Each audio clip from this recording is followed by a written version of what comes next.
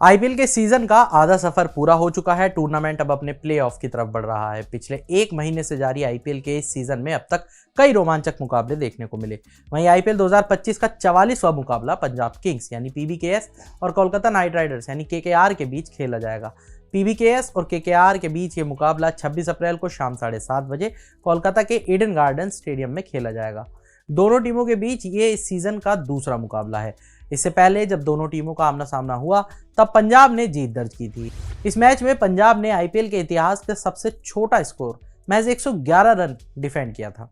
कोलकाता अपने घर में पंजाब से मिली इस हार का बदला लेने के इरादे से उतरेगी। बता दें कि आईपीएल 2025 में पीबीकेएस ने अब तक 8 मैच खेले हैं, जिनमें से 5 में जीत और 3 में उसे हार मिली। तो वहीं केकेआर को 8 मैच में से 3 में जीत मिली और 5 में हार। तो चलिए मैच से पहले जानते हैं पीबीकेएस या केकेआर में से कौन किस पर भारी पड़ सकता है, दोनों टीमों की संभावित प्लेइंग 11 और पिच रिपोर्ट के साथ साथ मौसम का हाल भी। सबसे पहले जान लेते हैं कि पीबीकेएस और केकेआर के बीच कितनी बार भिड़ंत हुई और कौन कितनी बाजी मार चुका है। आंकड़ों पर नजर डालें तो पंजाब और कोलकाता के बीच 34 मैच खेले जा चुके हैं। वहीं जीत हार के आंकड़े देखें तो केकेआर की टीम आगे नजर आती है। 34 मैच में से 21 बार केकेआर विनर रही, जबकि 3 मैच में पीबीकेएस की जीत हुई। इन मैच में दोनों टीमों का हाईएस्ट स्कोर देखें तो केकेआर का हाईएस्ट स्कोर 261 और पीबीकेएस का 262 हाईएस्ट स्कोर रहा। वहीं अगर लोएस्ट स्कोर की बात की जाए तो केकेआर का 95 और पीबीकेएस का 111 रहा। पंजाब के कप्तान श्रेयस अय्यर हैं, तो वहीं कोलकाता की कमान अजिंक्य रहाणे के हाथ में है। आंकड़ों के बाद बात कर लेते हैं दोनों टीमों की प्लेइंग 11 की। तो सबसे पहले देख लेते हैं पीबीकेएस की प्लेइंग 11, जिसमें Prabhsimran Singh, Priyansh Arya, Shreyas Iyer, Josh Inglis, Nehal Wadhera, Shashank Singh, Marcus Stoinis, Marco Jansen, Glenn Maxwell, Arshdeep Singh और युजवेंद्र चहल शामिल हो सकते हैं, जबकि सूर्यांश शेडगे और लॉकी फर्ग्यूसन और जेवियर बॉटलेट में से कोई इंपैक्ट प्लेयर हो सकता है। पीबीकेएस की इस प्लेइंग 11 में कितने बैट्समैन, बॉलर और ऑलराउंडर हैं वो भी जान लेते हैं। प्रियांश आर्य बैट्समैन, प्रभसिमरन सिंह बैट्समैन, कप्तान Shreyas Iyer batsman, Josh Inglis batsman, Marcus Stoinis allrounder, Nehal Wadhera batsman, Glenn Maxwell allrounder, Shashank Singh batsman, Marco Jansen allrounder, Arshdeep Singh bowler, Yuzvendra Chahal bowler. Punjab की तरफ से प्रभसिमरन सिंह और प्रियांश आर्य एक बार फिर बल्लेबाजी की शुरुआत करते नजर आ सकते हैं। कप्तान श्रेयस अय्यर तीसरे नंबर पर बल्लेबाजी के लिए आ सकते हैं, ग्लेन मैक्सवेल चौथे नंबर पर, तो नेहल वडेरा 5वें नंबर पर बल्लेबाजी के लिए आ सकते हैं।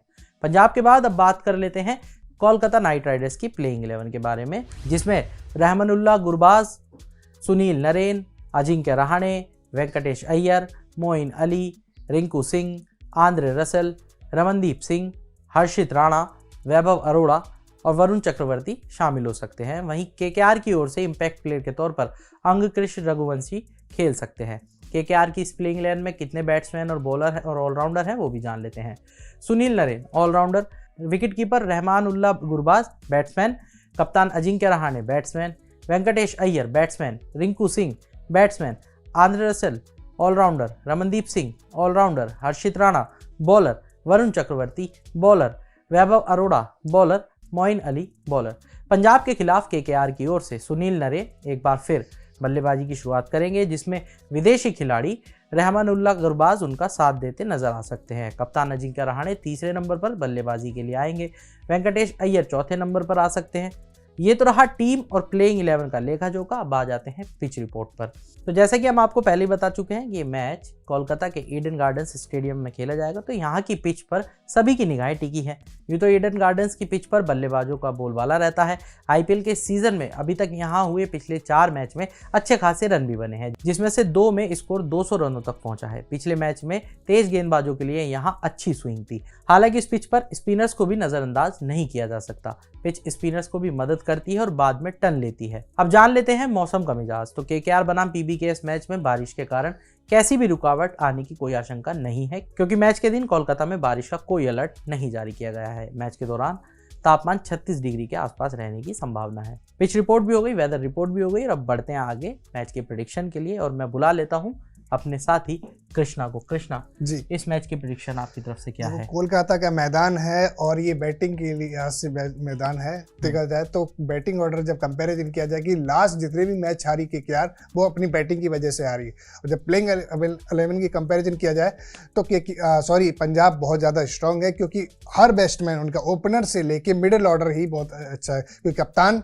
फॉर्म में है। कप्तान चैंपियन ट्रॉफी से जब से आए तब से फॉर्म में है। कप्तानी वो उन्होंने शुरुआत भी मैच जिताने से की है, लेकिन कप्तान देखा जाए तो अजिंक्य रहाणे केकेआर के भी बहुत फॉर्म में है, लेकिन बाकी इनको जो मिडिल ऑर्डर का उनका साथ नहीं मिला। क्योंकि रीजन क्या है, आंद्रे रसल का फ्लॉप होना, रिंकू सिंह का फ्लॉप होना, क्योंकि रिंकू सिंह आप जो मैच जो दरकार थी, जो नीड थी, वो आप पूरा नहीं कर पा रहे हैं रिंकू सिंह, और वो खामियाजा भुगतने को मिल रहा है। देखा जाए तो प्लेइंग 11 में कंपैरिजन किया जाए तो जब बॉलिंग की बात की जाए तो 2 लेफ्ट आर्म पेसर हैं पंजाब के पास, जो बहुत अच्छे संकेत हैं, क्योंकि अर्शदीप वो विकेट निकाल के देते शुरुआत में, मार्क जॉनसन, ठीक है, ये भी इनके भी आंकड़े अच्छे हैं, क्योंकि लास्ट मैच में जब मैच जीते थे, क्योंकि 110 का आंकड़ा भी इनको टारगेट पूरा नहीं करने दिया केकेआर को, क्योंकि वो कमी रह गई थी उनकी बैटिंग ऑर्डर की। बैटिंग ऑर्डर में देखा जाए तो सिर्फ सुनील नारायण पहले अच्छा, मतलब बॉलिंग से तो वो अच्छा कर रहा है, लेकिन बैट से उनके रन नहीं निकल रहे हैं। जब से ओपनर में आए, मतलब गौतम गंभीर थे, उन्होंने तो उनको प्रमोट किया था ओपनर पे, लेकिन देखा जाए कि अब बाकी पिछले आंकड़े देखा जाए तो उनकी बैट से रन नहीं निकल रहे, ये कमी भी बहुत ज़्यादा कर ली है।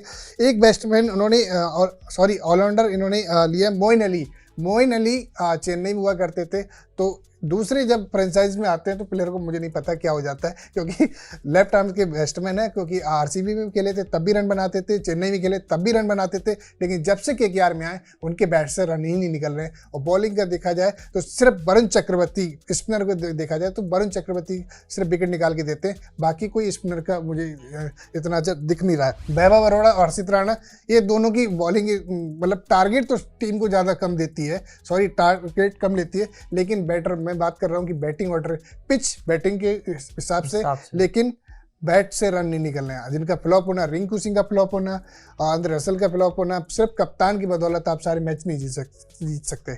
बाकी महंगे प्लेयर तो बहुत सारे भी हैं आपके पास, लेकिन एक भी बैट्समैन मुझे लगता है रन नहीं। बाकी ओपनर बैट्समैन जब रहमान गुलबाज, ये बांग्लादेश के बैट्समैन है, पहले 1-2 मैच जिताए इन्होंने, लास्ट सीजन में इन्होंने अच्छे मैच जिताए थे, लेकिन इस सीजन वो हमेशा फ्लॉप रह रहे हैं। बाकी कप्तान वेंकटेश अय्यर सबसे महंगा प्लेयर है शायद ये केकेआर का। इनका जितने भी अब तक के जो मैच जीते हैं तो वेंकटेश अय्यर का योगदान इसमें ज़्यादा रहा है। तो वेंकटेश अय्यर अगर चल जाते हैं तो केकेआर मैच जीत जाती है, वेंकटेश अय्यर फ्लॉप तो केकेआर मैच हार जाती है। तो देखा जाए बैटिंग ऑर्डर, क्योंकि सबसे ज़्यादा ऑलराउंडर देखे जाए तो पंजाब में ही है, क्योंकि बैलेंस बहुत अच्छी बैलेंस टीम, क्योंकि अब वो ज़्यादा चेंजेस भी नहीं करती। इम्पैक्ट प्लेयर भी वो तभी खिलाती है, मार्कस स्टोइनिस इम्पैक्ट प्लेयर, क्योंकि इनके बिहाफ पे उनको कि मैक्सवेल का देखो बेस्ट बैटिंग से रन नहीं निकलता है, जब बैटर बैटिंग करते थे, लेकिन मैक्सवेल की बैट से रन नहीं निकलते, तो उन्होंने चेंजेस कर दिया, और वो चेंजेस की दरकार भी थी। तो पंजाब बहुत अच्छी बैलेंस टीम है, और पंजाब की जीतने के चांसेस यहाँ पर ज़्यादा है, तो मैं चाहूँगा कि यहाँ पंजाब भी जीतेगी। और जब टारगेट की बात कर ली जाए तो पहला यहाँ पंजाब और केकेआर में टारगेट ज़्यादा नहीं रहता, ये 200 बिलो ही रहता है, तो मुझे लगता है 170 ये टारगेट देगी शायद पंजाब। अगर केकेआर रही तो केकेआर करेगी तो मुझे लगता है वो 150 भी नहीं बना पाएंगे, क्योंकि बॉलिंग देखा जाए तो बहुत अच्छी बॉलिंग है केकेआर की। जैसे कि कृष्णा को आपने सुना, उन्होंने आपको टारगेट भी बताया और प्रेडिक्शन भी बताई। आप भी हमें कमेंट करके अपनी प्रेडिक्शन और साथ साथ अपना टारगेट भी ज़रूर बताइए।